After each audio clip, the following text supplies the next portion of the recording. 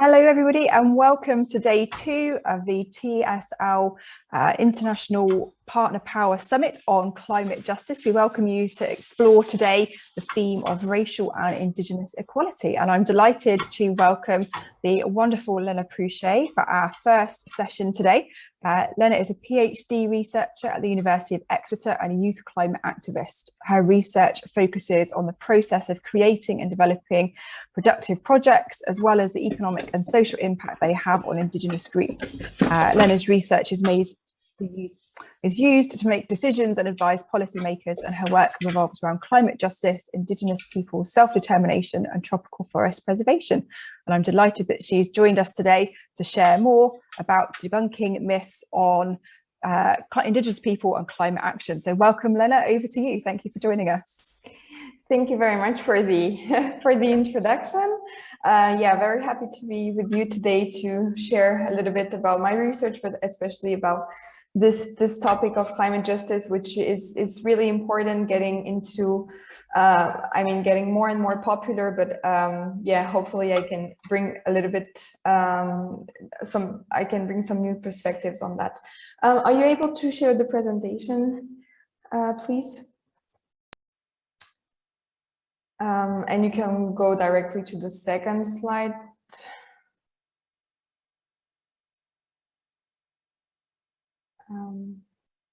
Yeah, great. So before I start, I would just like to introduce myself. So I'm 25 years old, for a few months. I am French, as you can probably hear, and I currently live in Germany. As you said in your introduction, Kirsty, so I define myself as a youth climate activist. I was involved in a network called Generation Climate Europe, which is the biggest youth European coalition, which pushes for the inclusion of young people into decision-making processes. And I was especially working on biodiversity. I had to pause that because for my PhD, I had the opportunity to travel to Peru earlier this year. So as you also mentioned, my PhD it looks at the collaboration between NGOs and indigenous peoples to preserve the forest, but also to address economic issues. So how to generate an income and at the same time preserving the forest. So this social and environmental project. So I'm looking at that. I'm looking at what works, what doesn't really work in it, and how we can improve it. And to do that, I was 3 months in the Peruvian Amazon working with cacao farmers. So that's what you can see on the right. It's me learning to clean a chakra, so a field, to then being able to plant new crops, and it was very hard. So it was a really amazing experience. I'm actually going back at the end of the year, and right now I'm trying to make sense of the data and what I found when I was there, because it was really not what I was expecting. So hopefully I can share a little bit more about that in the presentation. And also before we start, I would just really like to be clear about my positionality. I'm talking about this topic of indigenous people and climate justice, and I'm not talking on behalf of indigenous people. There are a lot of indigenous people organizations who are doing an amazing job at really doing that. So it's not talking in the name of other people, but more sharing my perspective as a researcher, as being between at the interface between the NGO and the project participants.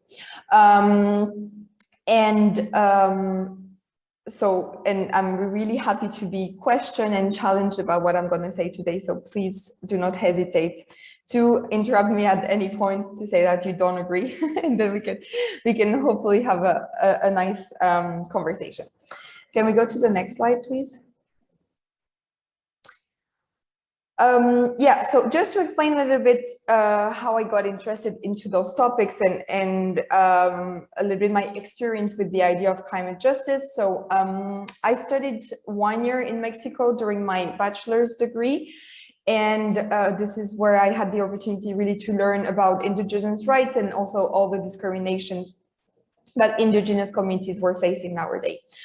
And that's how I decided to focus more on these issues when I came back to France in my master's degree, and I wrote my master's thesis on the topic of the intellectual property of indigenous people and how it's actually very poorly protected currently by international law. So in the picture that you see there on the left, it was actually a French designer who stole the design of an indigenous group in Chiapas in Peru, and she made those very popular t-shirts, but I think you've seen them in a lot of big brands, even in haute couture, and they're used, and there is really no economic retribution to those communities. So it increased my sense of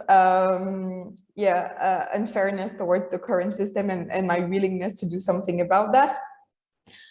So this is for the aspect about my engagement with on indigenous peoples related topics. And then regarding the climate side of thing, it was really more after. I think it happened quite recently. During the pandemic, I thought it was really a wake-up call for me, and I think you all saw this picture, but I think it's really what I felt, that the pandemic we lived was just a small representation of what could happen to us if we were acting now, and especially what could happen to more vulnerable groups such as indigenous groups. So I really felt the urge to act. Right, so this is how everything came a little bit together, and how I got to do this research project. Okay, so that's enough about me. Can we go to the next slide, please?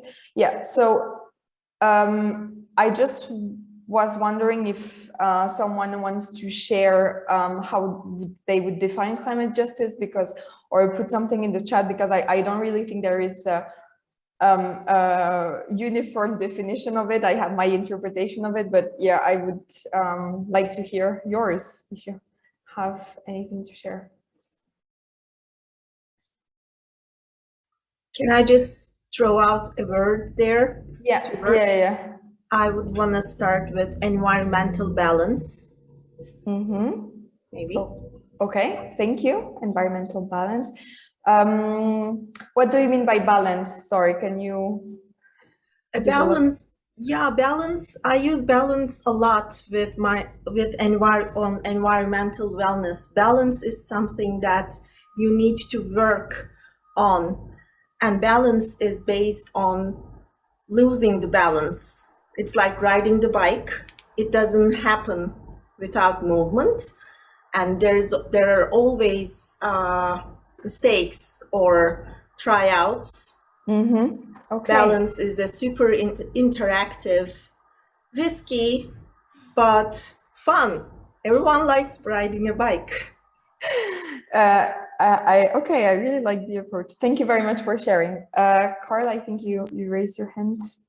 Yeah, so I like what Eva just said. And then I'm going to also add social balance, because if it's justice, there's a social element too. Great. Yeah, thank you really much. I think we already grasped a lot with those words. So thank you for that. Can we go to the next one, please? Yeah. So it's what you were saying, Cara, is about the combination, right? So we have those environmental topics. So climate change, it's becoming more present. We hear about that every day. But sometimes we forget about the social aspect of climate change. So it means who's affected by climate change, who's responsible for it, and who is in charge of addressing it. So it's really looking at social dynamics and power dynamics. And Eva, it's true, it's also about taking some risk and making some mistakes. So maybe today I'm going to take a risk, but I think it's really an ongoing conversation, and it's important to hear different voices in this conversation about climate justice. So just to give you an illustration about why we need to think about climate justice and why we need to think about it now, and it's I think it's pretty important. I would like to use, can we go to the next slide, please? The idea of Anthropocene, and I just wanted to know if someone wants, if someone knows what it means, how it's used, and yeah, could also post in the chat or just raise their hand. And yeah, Daniel? I'm not sure, but I think it's something like the new age of like wherever like globalism and everything, where everybody and like the new age of industrialism and everything, where everybody like you where we are dependent on fossil fuels and something like that. I'm not sure. Yeah, no, that's great. Thank you so much. You got it. Thank you so much for that. Does anyone else want to add something?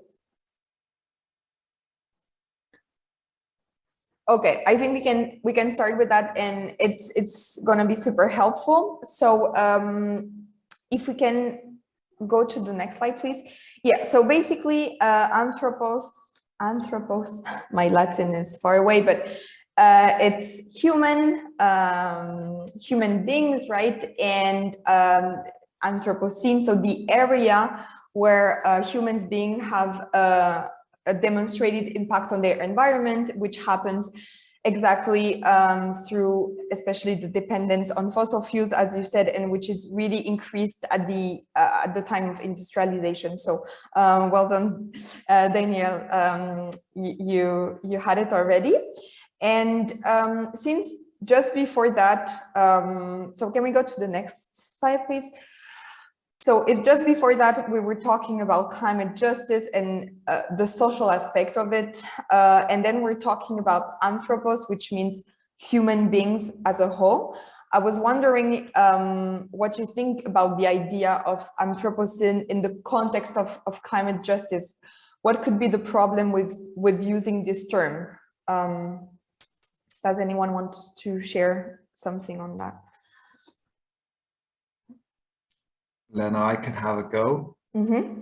So I think you just sort of mentioned it. It's anthropos lumps all human beings in the same basket, whereas climate justice is about the difference in different groups, and particularly the impact on vulnerable groups. Mm-hmm. So yeah, I think that it doesn't distinguish between between people. It's all lumps us all together. Mm-hmm. Yeah, exactly. Thank you for that. So that Daniel, you raised your hand. I don't know if you want to add something to that, and then Eva. Well, pretty much that. Okay. Yeah, and Léna, I want to connect with what Carl said too, like the social aspect and the place that we are living now, that things have shifted and the balance is like so messed up in a way. Social balance is messed up, so we are not able to witness everyone with their own rights. Mm-hmm. Yeah, thank you so much for that. It's really that. So there is the global consideration of we're not equal in the face to face climate change, and then we're also not equal in our rights, whether it's about the rights to adapt to climate change, the right to mitigate climate change, and also some people have more rights to pollute than other people, so it's exactly this idea. Can we go to the next slide, please? So here is just a graph to explain. So there are different ways of categorizing the different groups that are affected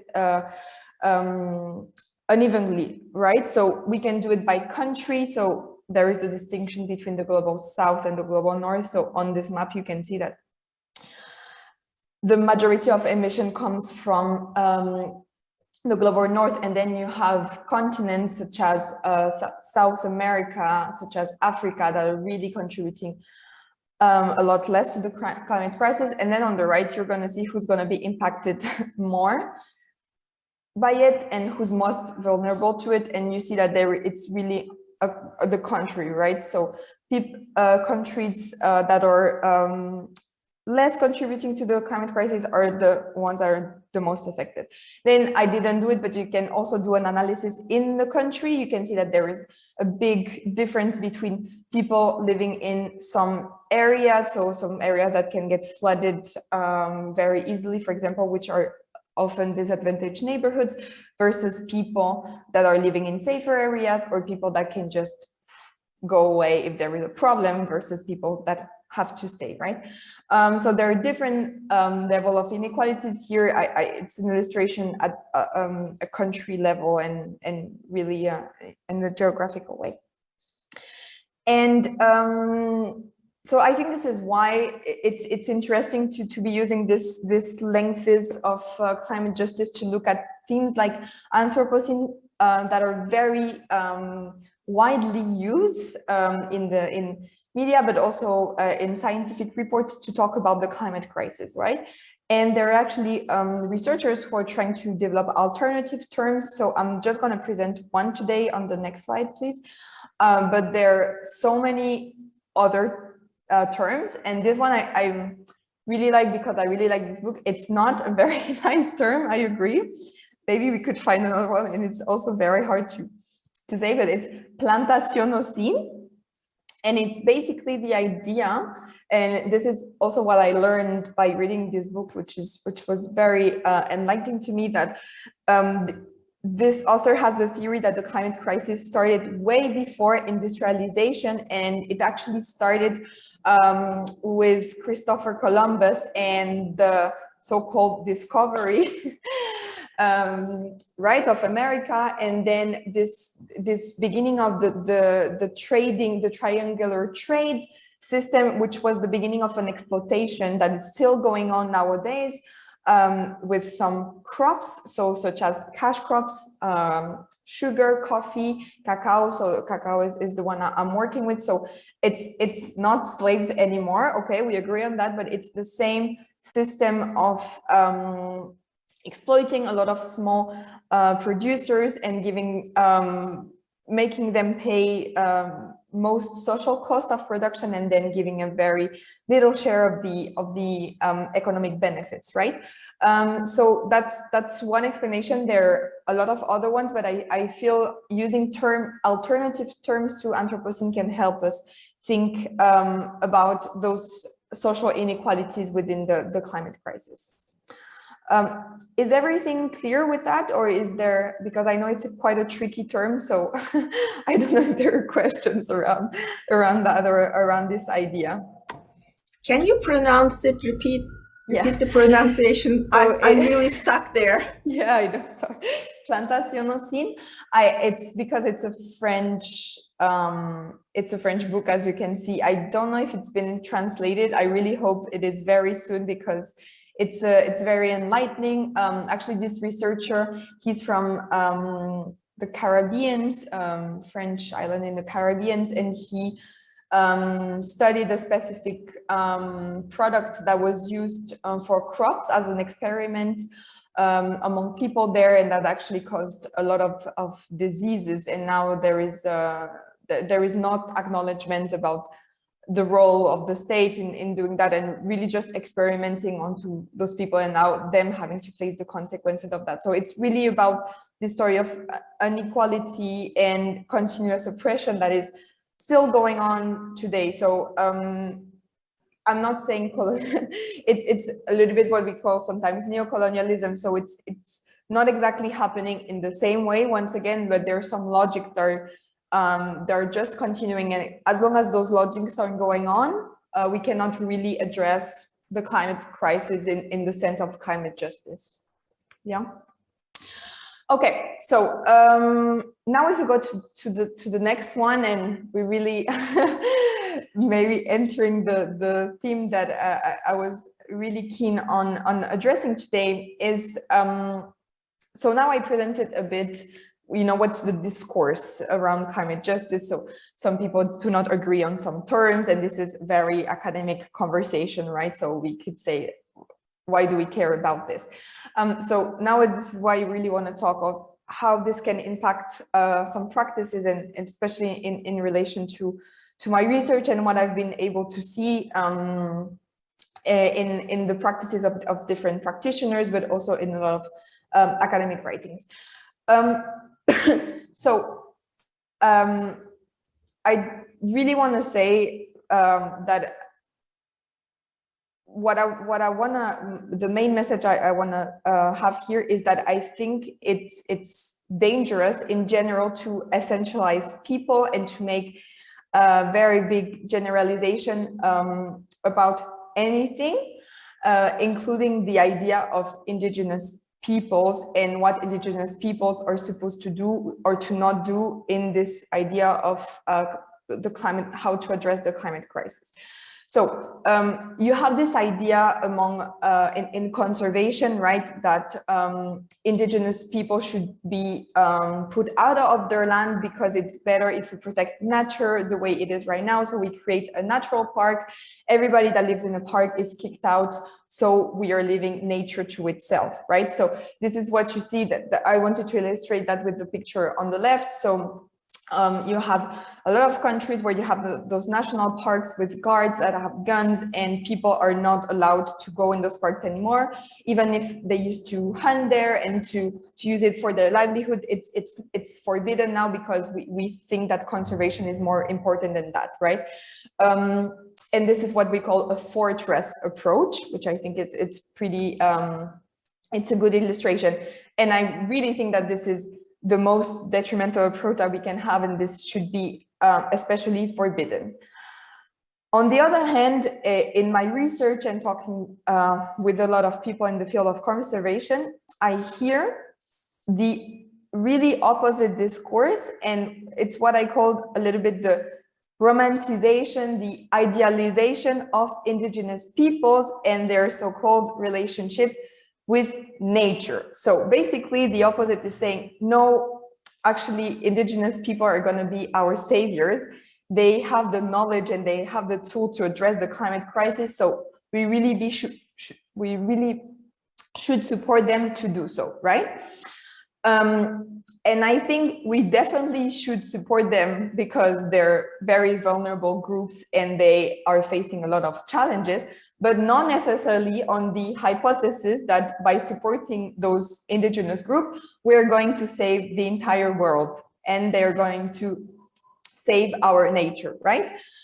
This is why I was saying at the beginning, I'm against this idea of generalization. I think like in any human group and any society, there are different trends within those groups. So of course, there are groups that are going to be more willing to protect their territories, but there are also groups who are going to want, as we have done in the global north, to exploit our resources and to, let's say, develop in the sense of that we think about development in a little bit the mainstream way. And I just think that when we have the discourse about indigenous people must tackle the climate crisis, and it's really just adding a burden on the shoulders of people that are facing so much challenges right now, including the one that they have to deal with the consequences of the climate crisis. And those people on average are 3 times, sorry, we're still on the other one.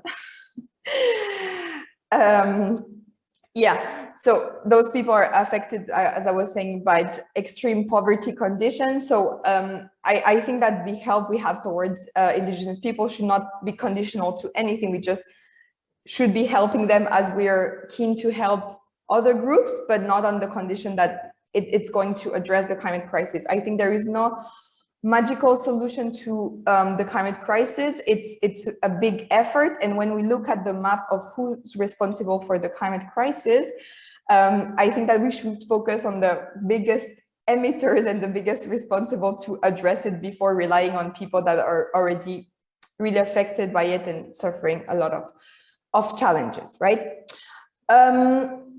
So this is a little bit the idea I wanted to convey in my talk, and this is what I also been able to realize when I was doing my research. I think that some of the work that I did previously had this tendency to really put a lot of hopes onto those people. And I'm not saying that it's wrong to do that. I'm just saying we have to be realistic with our expectations. And if we look at it in the sense of climate justice, maybe we shouldn't be putting that much pressure onto them.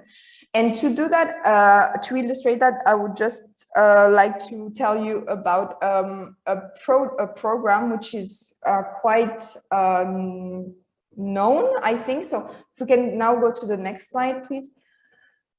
First, maybe before I start that, is there anything on that? Is there anything that's not clear? Do you think I'm super wrong? Do you agree? Yeah, what do you think? Just let me know before we go on to the exercise.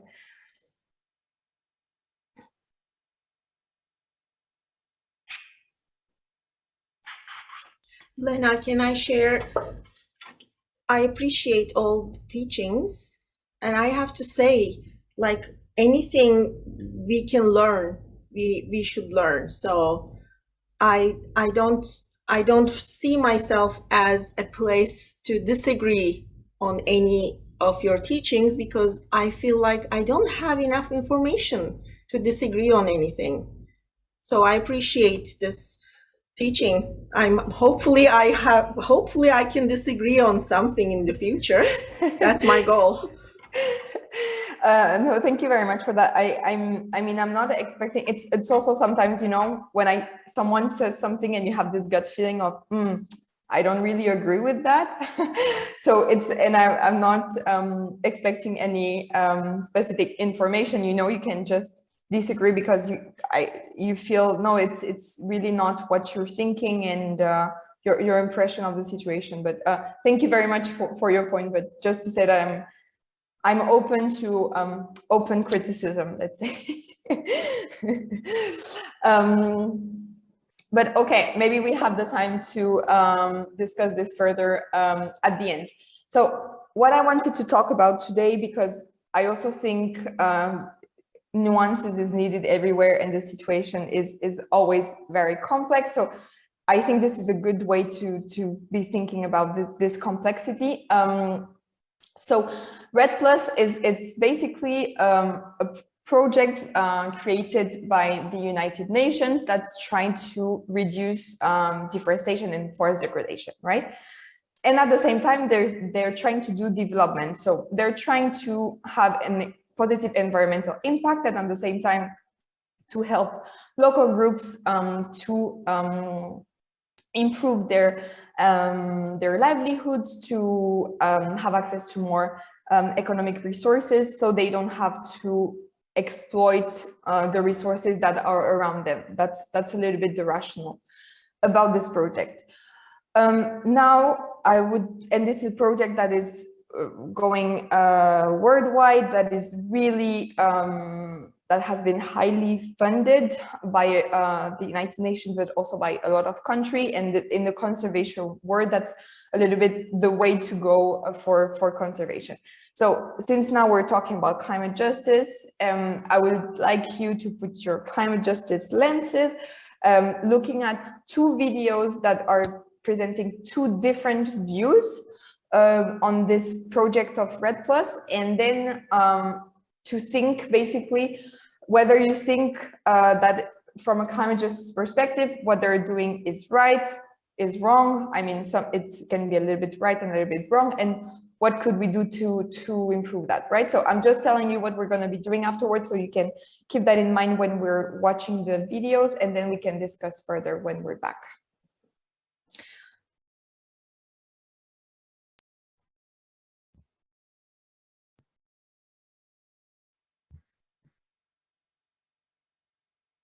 Why is the forest so important? The forest is characterized as the green lung of the earth, as forests produce oxygen and store huge amounts of carbon at the same time. But due to the clearing of forests worldwide, more and more carbon is released into the air, where it turns into carbon dioxide, better known as greenhouse gas emissions. Unregulated forest clearance and destruction, especially in the tropics, is responsible for about 17% of all greenhouse gas emissions worldwide. That almost equals the amount of greenhouse gas emissions produced by industry and exceeds those caused by the transport sector. How to avoid the destruction of forests, preserve biodiversity, and effectively protect our climate at the same time is revealed in REDD, quite simply explained. REDD is an acronym for Reducing Emissions from Deforestation and Forest Degradation. This also includes conservation, rehabilitation, and sustainable management of forests. Now, what are the reasons for forest destruction? Well, the drivers of deforestation differ from region to region, beginning with forest clearance for subsistence agriculture by rural populations right up to large-scale land use change for pastures and commercial agriculture. REDD intends to stop this dangerous development. The principle is simple. Developing countries will receive payments in exchange for proof that they have reduced deforestation or for demonstrating the preservation of their forests. The amount of compensation for each country will be negotiated individually based on a complex set of variables. While the situation differs from country to country, some crucial requirements apply to all countries. First, good governance is important for the success of REDD. Second, the country needs to put serious effort into the preservation of its forests. And third, the country must provide evidence of the improved results of forest conservation and the related forest carbon stock, because the verification of the agreed-upon goals is the basis for compensation. The changes in forest cover and related carbon stock can be monitored using satellite images combined with forest inventories on the ground. REDD has a high potential to reduce deforestation. The details of the concept are currently being negotiated. The more countries that participate, the more effective REDD will become. In this way, the displacement of deforestation from one country to another, so-called leakage, can be prevented. The estimates on global costs vary. In the medium term, it's anticipated that annual investments will be in the double-digit billion euro range. With this investment, the future cost of climate change-related damage can be reduced considerably. The money could be raised from various sources, including the private sector. Intensive preparations are ongoing. However, international negotiations will still take some time to agree on standard guidelines. In the meantime, the voluntary interim REDD Plus partnership and the Forest Carbon Partnership Facility are important platforms for exchange and coordination. Currently, more than 70 countries are participating.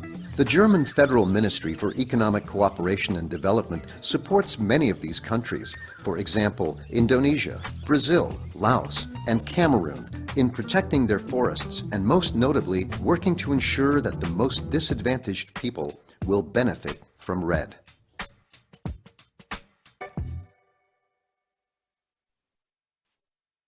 Thank you very much. So this was from the German Development Ministry, who's funding some of the REDD projects. So you had a very positive view of it. And now if we can watch the second video, please. You're going to see it's a little bit contrasting. It's a little bit longer, but I think it's really important to understand what have been the critics.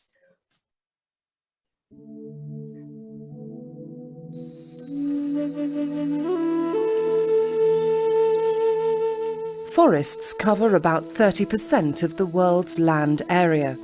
They play a vital role in the water cycle and are home to most of the world's biodiversity. More than 1 in 6 people on the planet depend directly on forests for their livelihoods. Indigenous peoples and local communities living in the forests have done most to protect them. But many do not have secure rights to the land they live on, which means forests are under more and more pressure. Forests are being destroyed at an alarming rate.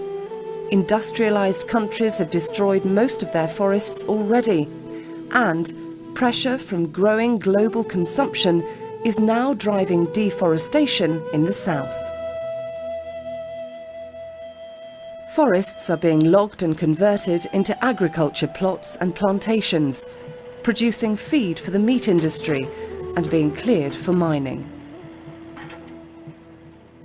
This forest destruction is displacing forest-dependent peoples, often destroying their livelihoods and resulting in human rights abuses. Deforestation is also one of the main causes of climate change. Although the majority of global carbon dioxide emissions come from burning fossil fuels, cutting down trees also contributes to carbon dioxide accumulating in the atmosphere. When forests are burnt or chopped down, the carbon they had been storing is released back into the atmosphere. In order to reduce deforestation, it is first necessary to know what's causing it. Global consumption of forest and agricultural products is one of the main drivers of deforestation. 70% of previously forested land in the Amazon is occupied by cattle pastures. Paper supplies, processed foods, and many other things for sale in high streets and supermarkets directly or indirectly cause deforestation. And that creates pressure on land in the global south, which is increasing deforestation. Deforestation is also driven by a lack of clarity about who owns the forest. Poor governance leads to bad government land use policies, often fed by high levels of corruption. How can we stop this? To tackle deforestation, you need to tackle the causes of deforestation. But the United Nations and the World Bank have something else in mind. Following global concern about the effect of deforestation on climate change, the United Nations and World Bank began pushing REDD, a solution to reduce the emissions from deforestation and forest degradation. The present focus of REDD is to get money for forest protection by quantifying emissions reductions from not cutting down forests, and then selling forest carbon credits on a carbon market. Polluting companies or industrial countries who need to reduce their greenhouse gas emissions will then buy these credits so they can continue emitting greenhouse gases. This means lots of profit for middlemen and traders, but very little for the people who live in the forest. In order to see whether their plan for reducing deforestation through REDD would work, we should start by looking at how it deals with the causes of deforestation. Does it strengthen the land rights of indigenous peoples and local communities who have historically protected their forests? No. Although REDD could, in theory, do this, in practice, by increasing the value of forests, the promise of REDD money has meant that forests are much more under threat of governments taking state ownership of forest lands and erasing the chance for communities to have their land rights recognised. Any solution to deforestation that disrespects the rights of local peoples is not only unjust, it is also deeply ineffective. Reducing deforestation will require unsustainable consumption of meat, fuel, food and fibre to be reduced. This has to be an initiative of the global north and must be prioritised in government policies. It cannot be a shortcut or dealt with by someone else, somewhere else. The best way to save forests is to respect forest people's rights to collectively held land. So rather than trying to tackle the problem by focusing on counting carbon and selling it, solutions must focus on removing the pressure on forests. REDD is currently not doing that, and so risks creating more problems than it solves. Any attempt to reduce deforestation must work with, not against, forest peoples. The first step must be to ensure that forest communities have secure rights to the land they live on. It will require political will and national consultative processes. But it is the best chance we have to achieve a just, long-term reduction in deforestation.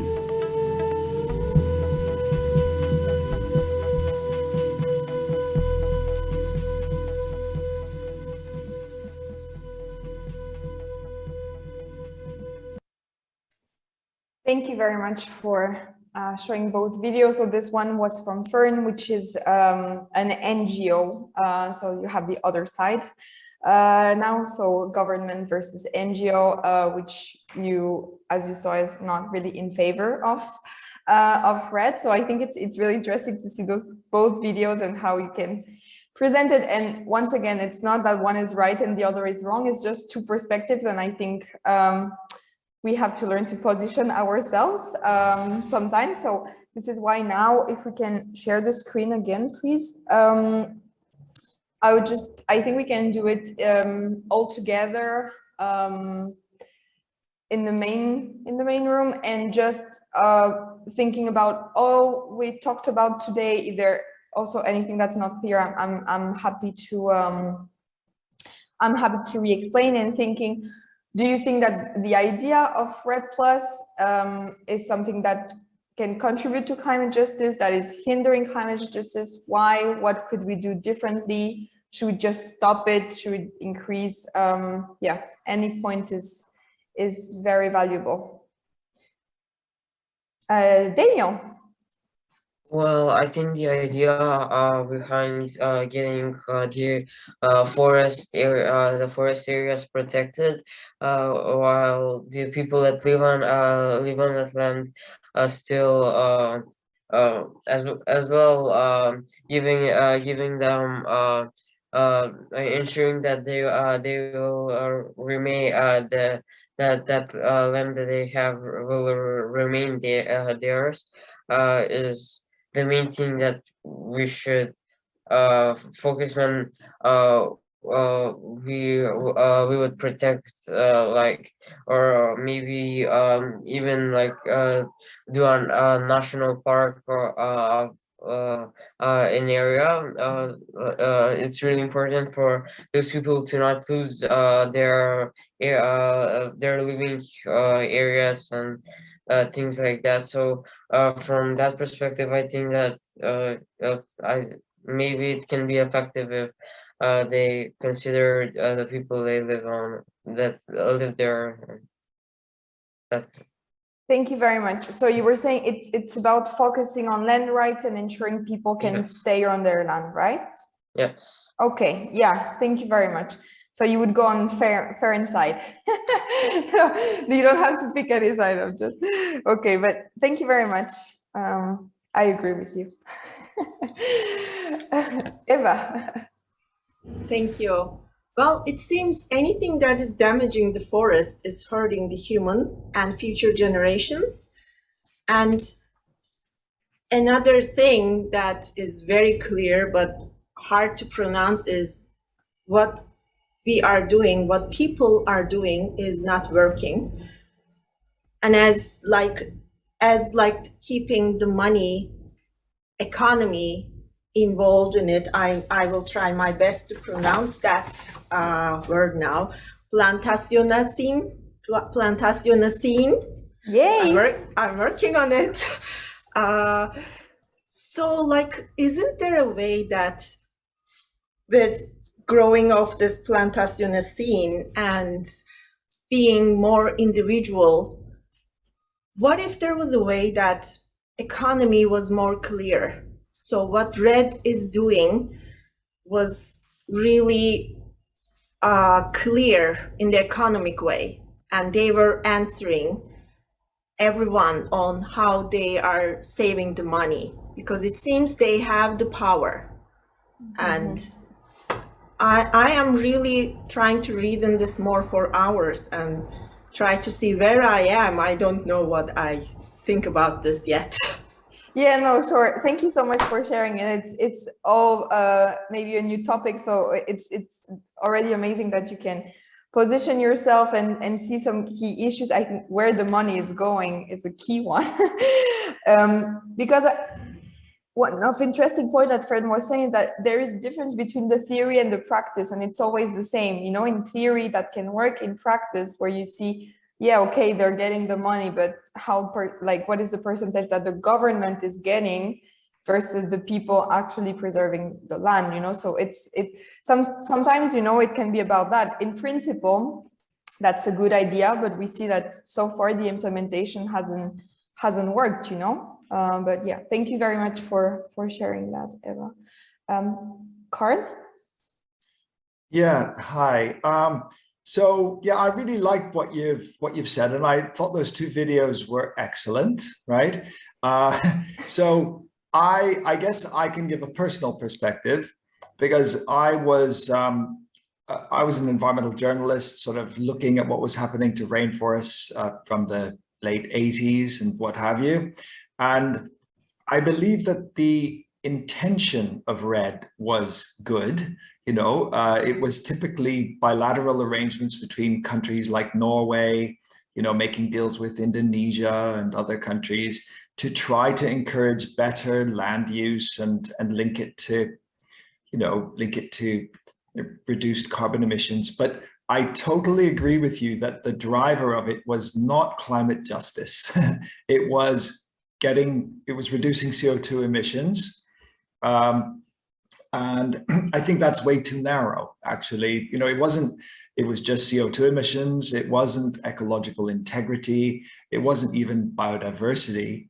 So I think it is a kind of a gross oversimplification, and it comes from our systems, you know, our economic systems and all of that. And I agree completely that it can easily be corrupted and exploited by groups with more power and more access, you know, and it can completely ignore local peoples and vulnerable peoples, indigenous communities and local forest peoples. You know, the UN dialogue has for decades been talking about underlying causes of deforestation. And you're right, REDD Plus isn't really about addressing those deeper underlying causes. It's more about, you know, just the quantification and carbon markets and all that. So, but I guess in answer to your second question, I do still hold out hope that it can become more sophisticated. You know, more people like you drawing attention to, you know, to social impacts and vulnerable communities and the justice side. I am still hopeful REDD Plus can up its game, and it can improve, you know, I guess the dimensions that it's evaluated on. So I wouldn't give up on it entirely. Thank you so much for this nuanced perspective. And it's also great because, I mean, you have a lot of knowledge about that, and you can, I think that it's that, right? There are a lot of good intentions behind a lot of policies, and then it's not about throwing everything in the bin. I think this is also a very dangerous view, but it's also thinking about how with this new thinking, with this new conversation, we can really integrate that within the current framework. I think, yeah, Kirsty? Yeah, I think those are a great choice of videos. Thank you, Léna. I agree, I think, with both what you and Carl have said. I definitely feel that more developed countries should be supporting less economically developed countries, but REDD feels a little bit like a get out of jail free card. They haven't got to do anything, they haven't got to change, they haven't got to reduce their own carbon emissions or take any action. They can just pay some money to somebody else and it becomes their problem to deal with. So I think a way of improving it would making sure that, you know, in supporting these less developed countries by financing REDD, that also there's a responsibility on the more developed countries to be also reducing their own carbon emissions, reducing the demand and the drivers for forest destruction, and also reducing their own carbon emissions as well. Thank you very much. I think this is a critical point. Also, who do we put the blame on, and who had the international attention for addressing the climate crisis? You know, I'm always super surprised. I'm not saying nothing has to be done in the global south, and a lot has to be done on this, especially on the social level.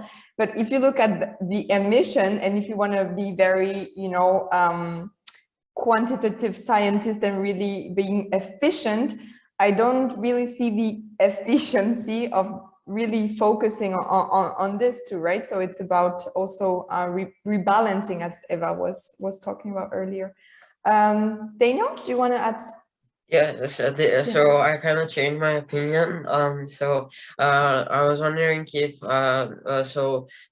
they focus on kind of like more developed countries that had high emissions of carbon, and maybe they could focus on less developed countries that also have that have less contribution to carbon emissions, as you showed on the graph on the graph that have low carbon emissions that have really been impacted by climate change. Like there were a lot of countries in Africa and a lot of countries in the other continents as well. So they could really focus on that kind of countries that have really been impacted, that have contributed to the climate crisis.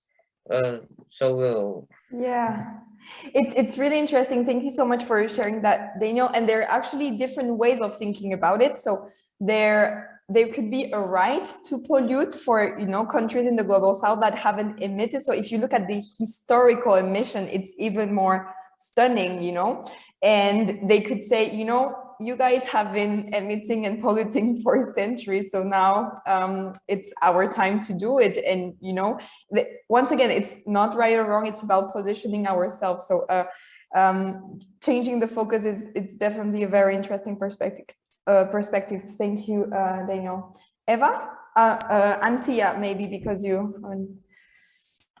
Hi, Hi. I can't find the raise hand button as well. It also works. It's great if you can do it. I like it in the real raising hands. I just wanted to share my opinion as someone who comes from a less developed country. And I believe like sometimes we need to consult the local people as well to see how they were living before just implementing something like that. So it will be good and it will be more sustainable if we can adapt and find the middle point to make it work, because we cannot just say close the forest or stop that and not thinking about the people that live there, the livelihood, the employment and things like that.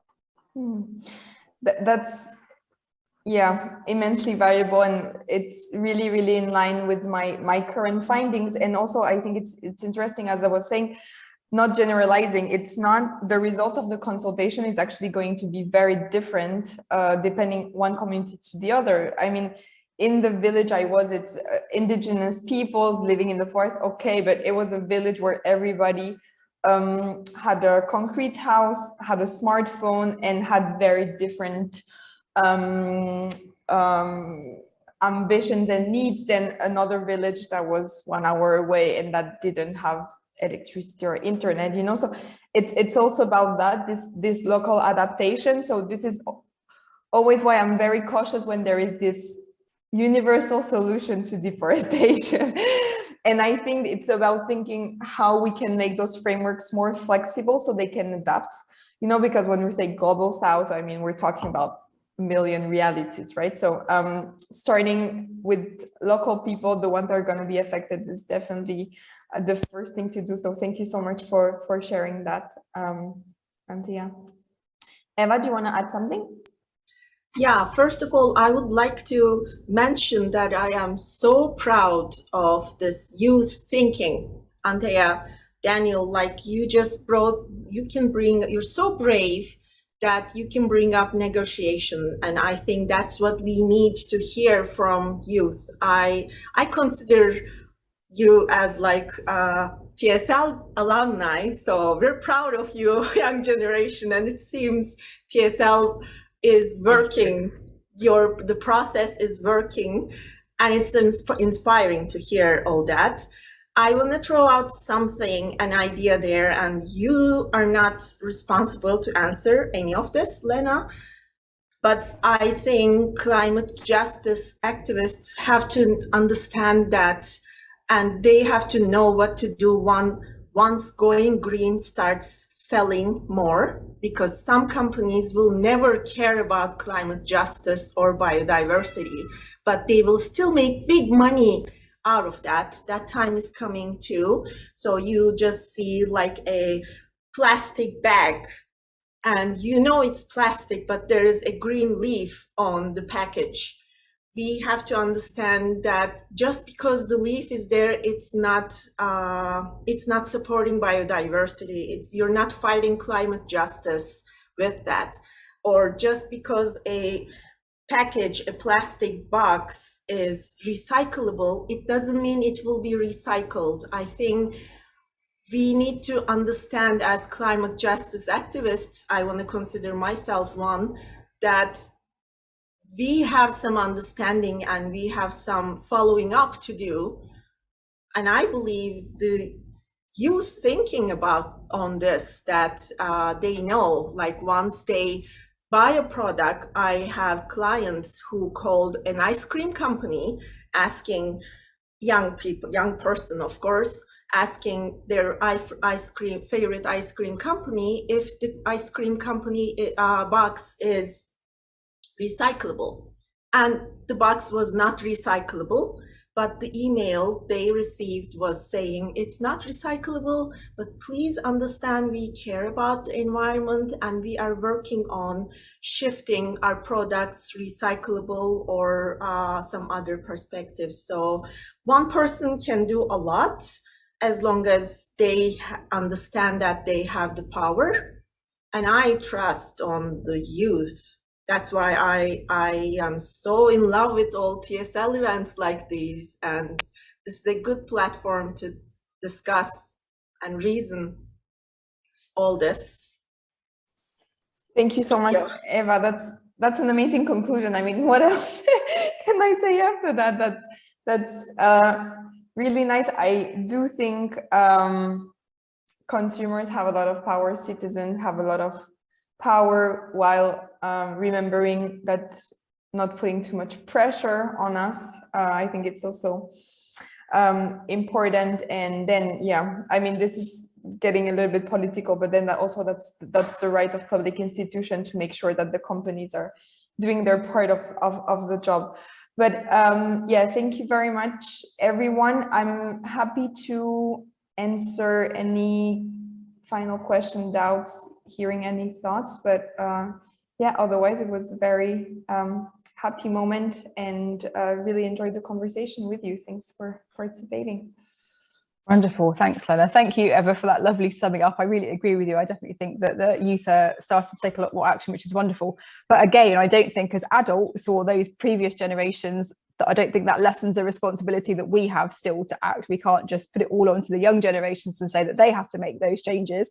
We have to be willing to make the changes that need to be made now as well. So, but need to have everyone on board for climate action and climate justice. So wonderful. Are there any questions for Léna on her presentation or her research or the work that she's been doing? Well, I have a question for her if we have time. Yeah, go ahead. Léna, I am amazed with your journey. Like, what have you gained with this journey of academic? What has the person Léna has gained with this academic journey? Yeah. The luxury of complexity and nuances. I feel when you're there are very few jobs where you're actually able to spend a lot of time contrasting views and balancing views, as you were talking about balance, because you're often working for an organization and the organization has some ethos or company, and then you just are in the organization, right? So you have this critical perspective that is a little bit going away sometimes, and I think it's really necessary. You know, I also want to make that step at some point, but I feel I'm going to be doing a way more conscious choice about where I want to go and to which cause I want to contribute to. I had some ideas before starting the PhD, but it really allowed me to understand how complex is the system and how can sometimes very nice solution can actually be detrimental to people on the ground. So having the opportunity to spend this time with the community I am working with and just living with them, you know, it's not a 1 week trip where you're really rushed and you have to know, it's just living and understanding the dynamics. I think it was really, I really learned a lot from that. So hopefully I'm going to be a more nuanced in my approach and a good professional to contribute to the cause, I hope. Well done. Keep up the good work, Léna. Thank you so much. Proud of you, really. Thank you very much for inviting me. It was a pleasure. Great question. I've got a question for you as well, Léna, and I'm not sure whether you feel comfortable asking this, but I'm going to ask it and give you the opportunity to decline. How do you think we can be better allies to Indigenous communities? How can we better support them to achieve their own climate justice, but also be part of the important conversations that need to be had? Yeah, that's the question I'm asking myself every day. So I think the first step is, as I try to do, is always not speaking on behalf of people. So whenever there is the opportunity to directly engage or promote their voices on any event or any opportunities, it's always better that the people come themselves, you know, and then it's a vicious circle, because yeah, you have a lack of capacity and lack of educational level, but because those areas are not open to them, so you know, it's more about like also engaging more directly. I think people really want to engage, you know. Sometimes we're kind of scared of like, there are a lot of Indigenous organizations, you can directly work with them, including youth organizations. So I think working directly with those people is always the best way to go. And then I hope this is the point I try to make, is what kind of role are we expecting from them in this crisis, you know, and what kind of pressure are we putting on them? I think sometimes environmental topics for us, you know, we already have, I feel, and I'm talking on my behalf now, but we have already a lot of rights, a lot of privileges in our everyday life. So we have really the mental space and the time to think about the climate crisis, environmental issues, you know, and sometimes you have to be aware that there are other situations, other priorities for people. So putting an expectation onto this big challenge, I sometimes think that's a little bit unfair. Does it answer the question? Yes, I think so. Thank you. Wonderful. Kirsty, may I make like short comment about that? Yes, go ahead. I have been doing research on Indigenous communities, and I have to say I was blessed to really get the feeling, but I have to say it takes time, and you can't just knock on somebody's door and ask them like, okay, what are your problems? What are your like generational traumas? Or like, you know, because things are still happening, people are still living with that, and they are facing the postmodern economic value, and like they are witnessing the corruptions and they're living in it. So I say it takes time, and I hope, like, just because it takes time, I hope people do not give up on this, understanding Indigenous cultures and trying to see what we need to learn from Indigenous background and how we can connect to our own Indigenous persona, because we all have that connection in some parts of the world, like we are connected to an Indigenous group, even if we know or not. So I say giving time and not putting too high, like quick expectations might be a key. Thank you. No, thank you so much, Eva. That's so true. You know, people have lives. Everybody has their stuff, you know, and sometimes you feel like, even for me, I was saying the 2 first weeks I was there, I really didn't understand what was happening around me, because everything that I had taken for granted was just questioned. And it's super interesting to be in a positionality of learning. I think it's also a very important point. So, and time, which is a very scarce resource in those days. We should take every day as an opportunity to be a school day. Exactly. Wonderful. Any final questions for Léna from the audience Daniel or Comfort, is there anything you'd like to ask Anthea? No. Oh, Daniel's brain is full of new information to process and go away, ready for next year's competition. Fantastic. Okay, well, if that's the case, thank you ever so much, Léna, for sharing that with us, for sharing your research and helping us to debunk some myths about working with Indigenous communities. Thank you, audience, for joining us. Next session is going to be starting in about 20 minutes. That's going to be a webinar format. So if you need to join that using the webinar link you've been sent, and that will be live streamed on Facebook as well. And that will be our panel discussion on addressing racial and Indigenous inequality to combat the climate crisis. So we welcome you back for that. And then following that panel discussion, there's going to be another workshop this afternoon with Gillian Bowser looking at increasing diversity in science and climate justice taking action.